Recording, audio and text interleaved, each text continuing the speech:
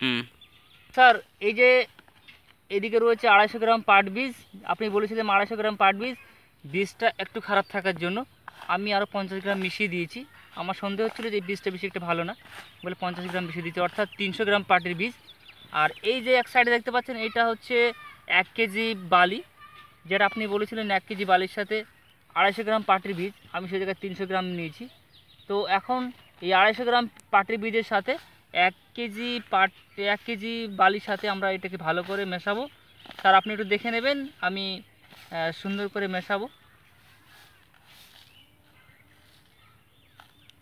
এখন আমি মেশাতে শুরু করছি 300 গ্রাম বীজের সাথে 1 কেজি বালি।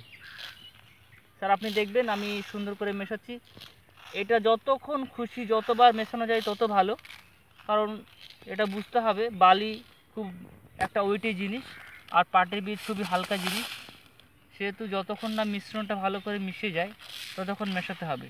ন্যূনতম পক্ষে সব থেকে 20 থেকে 25 বার মেশাতেই হবে, আর তার থেকে যদি বেশি মেশানো যায় তো কোনো অসুবিধা নেই। যতক্ষণ না পর্যন্ত এই মিশ্রণটা সঠিকভাবে মিশছে ততক্ষণ পর্যন্ত এটাকে মেশাতে যেতে হবে। স্যার দেখতে পাচ্ছেন আমি কেমনভাবে মেশাচ্ছি, এটা যতক্ষণ মেশানো যায় ততক্ষণ মেশাতে হবে।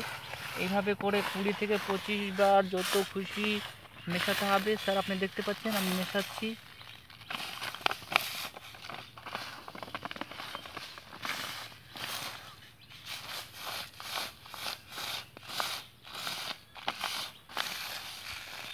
আমি চেষ্টা করছি সুন্দরভাবে মেশানোর জন্য, যাতে পাটের বীজটা বালির সাথে সুন্দরভাবে মিশে যায়।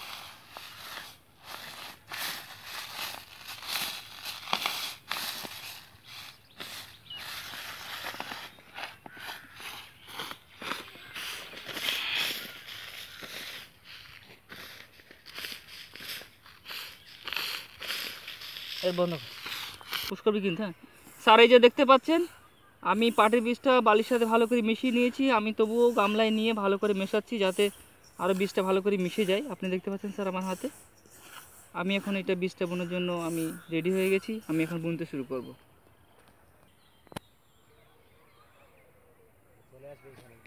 হুম হুম।